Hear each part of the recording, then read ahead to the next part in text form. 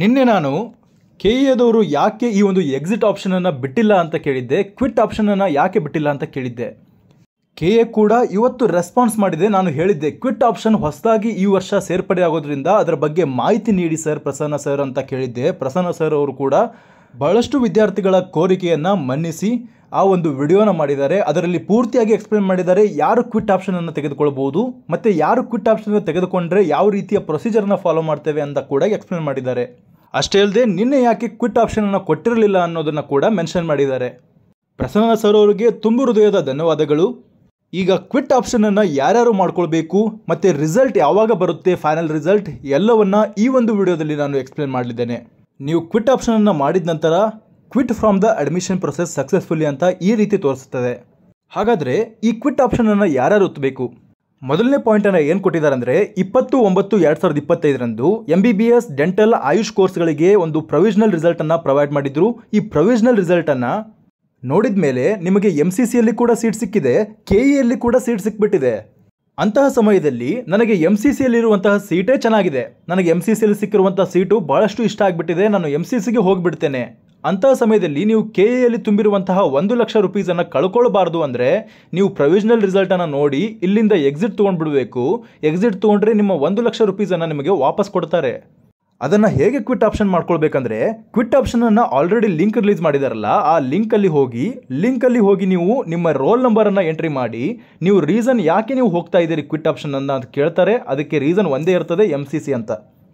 ಆ ರೀತಿ ನಾನು MCCಗೆ ಹೋಗ್ತಾ ಇದ್ದೀನಿ ಅಂತ ರೀಸನನ್ನು ಕೊಟ್ಟು ನಿಮ್ಮ ರೋಲ್ ನಂಬರನ್ನು ಹಾಕಿದರೆ ಆಟೋಮೆಟಿಕ್ಕಾಗಿ ನಿಮಗೆ OTP ಬರ್ತದೆ. OTP ಮಾಡಿದ ಮೇಲೆ OTPಯನ್ನು ಕನ್ಫರ್ಮೇಷನ್ ಮಾಡಿದ್ಮೇಲೆ ನೀವು ಕ್ವಿಟ್ ಆಗಿಬಿಡ್ತೀರಾ ಈ ಒಂದು ಕೌನ್ಸಿಲಿಂಗಿಂದ. ಇದರಿಂದ ಏನಾಗುತ್ತಂದರೆ ಬಹಳಷ್ಟು ಜನ ಏನು ಮಾಡ್ತಾರೆ, MCCಗೆ ಹೋಗಿಬಿಡೋದ್ರಿಂದ ನಮ್ಮ ಕರ್ನಾಟಕದ ಬಾರ್ಡರ್ ಲೈನ್ ವಿದ್ಯಾರ್ಥಿಗಳಿಗೂ ಕೂಡ ಸ್ವಲ್ಪ ಅನುಕೂಲವಾಗಲಿದೆ.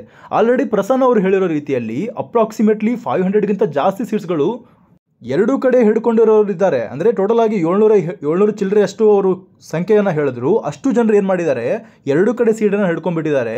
ಈಗ ಒಂದು ಕಡೆ ಅವ್ರು ಹೋಗ್ತಾರೆ. ಅದರಿಂದ ಕಟ್ ಆಫಲ್ಲಿ ಸ್ವಲ್ಪ ವೇರಿ ಆಗುವಂಥ ಚಾನ್ಸಸ್ ಕೂಡ ಇರ್ತದೆ. ಈ ರೀತಿಯ ಫ್ರೀ ಎಕ್ಸಿಟನ್ನು ಆದವರಿಗೆ ಯಾವುದೇ ದಂಡವನ್ನು ಕೂಡ ವಿಧಿಸೋದಿಲ್ಲ ಅಂತ ಮೆನ್ಷನ್ ಮಾಡಿದ್ದಾರೆ.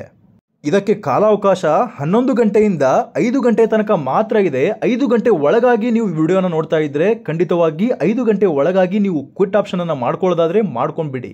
ಇನ್ನೊಂದು ವಿಷಯವೇನೆಂದರೆ, ಈಗ ಮೊದಲನೇ ರೌಂಡಲ್ಲಿ ಚಾಯ್ಸ್ 1 ತೆಗೆದುಕೊಂಡು ಅಡ್ಮಿಷನನ್ನು ತೆಗೆದುಕೊಂಡಿರುವಂತಹ ವಿದ್ಯಾರ್ಥಿಗಳು ಕೂಡ ರದ್ದನ್ನು ಮಾಡಿಸ್ಕೊಳ್ಬೇಕು ಅಂತ ಅಂದ್ಕೊಂಡಿದ್ದರೆ ನೀವು ಕೂಡ 22/9/2025 ಸಂಜೆ 5 ಗಂಟೆ ಒಳಗಾಗಿ KEಗೆ ಹೋಗಿ ದಾಖಲೆಗಳನ್ನು ಸಬ್ಮಿಟ್ ಮಾಡಿ, ಎಲ್ಲ ಡಾಕ್ಯುಮೆಂಟ್ಗಳನ್ನು ಸಬ್ಮಿಟ್ ಮಾಡಿ ನೀವು ಎಕ್ಸಿಟ್ ಆಗ್ಬೋದಾಗಿರುತ್ತೆ.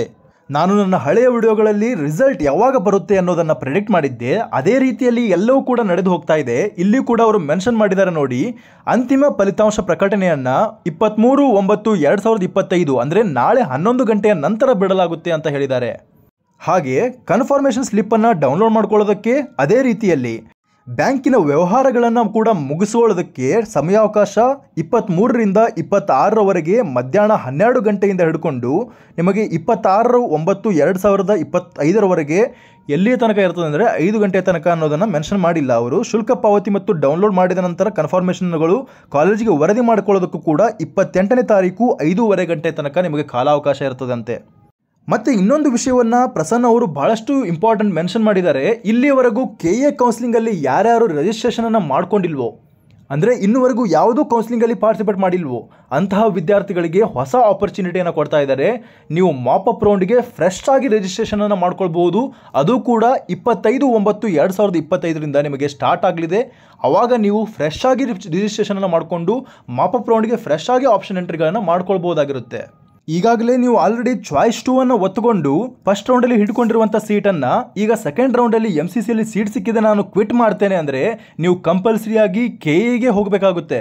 ಮೊದಲನೇ ರೌಂಡಲ್ಲಿ ಸಿಕ್ಕಿರುವಂಥ ಸೀಟ್ಗೆ ಚಾಯ್ಸ್ 2 ಹಾಕ್ಕೊಂಡಿರುವಂತಹ ವಿದ್ಯಾರ್ಥಿಗಳು ಮಾತ್ರ KEಗೆ ಹೋಗಿ ಖುದ್ದಾಗಿ ಹೋಗಿ ಈ ಒಂದು ಸೀಟ್ ಸಿಕ್ಕಿರುವಂತಹ ಸೀಟನ್ನು ಕ್ಯಾನ್ಸಲ್ ಮಾಡ್ಕೊಳ್ಬೋದು, ಕ್ವಿಟ್ ಆಪ್ಷನನ್ನು ಮಾಡ್ಕೊಳ್ಬೋದು. ಆದರೆ ನಿಮಗೆ ಇಲ್ಲಿ ನೀವು ಪೋರ್ಟಲಲ್ಲಿ ಹೋಗಿ ಮಾಡ್ಕೊಳ್ತೇನೆ ಅಂದರೆ ಬರೋದಿಲ್ಲ ಅಂತ ಪ್ರಸನ್ನ ಅವರು ಮೆನ್ಷನ್ ಮಾಡಿದ್ದಾರೆ.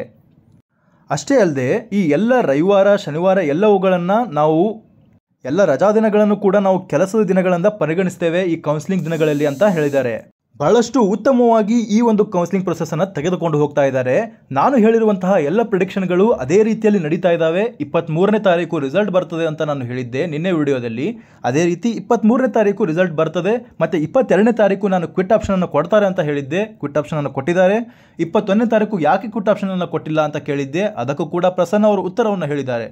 ವಿದ್ಯಾರ್ಥಿಗಳ ಕೂಗನ್ನು ಕೆಎ ಮನ್ನಿಸಿದೆ. ಅದೇ ರೀತಿಯಲ್ಲಿ ಕೆಎ ನಡೀತಾ ಇದೆ. ಇದಿಷ್ಟಾಗಿತ್ತು ಈವರೆಗಿನ ವಿಷಯ. ಈ ವಿಷಯ ನಿಮಗೆ ಇಷ್ಟವಾಗಿದ್ದರೆ ಚಾನಲ್ ಅನ್ನು ಸಬ್ಸ್ಕ್ರೈಬ್ ಮಾಡಿಕೊಳ್ಳಿ. ಹಾಗೆ ನಿಮ್ಮ ಫ್ರೆಂಡ್ಸ್ಗಳಿಗೂ ಈ ವಿಷಯವನ್ನು ಶೇರ್ ಮಾಡಿ. ಧನ್ಯವಾದಗಳು.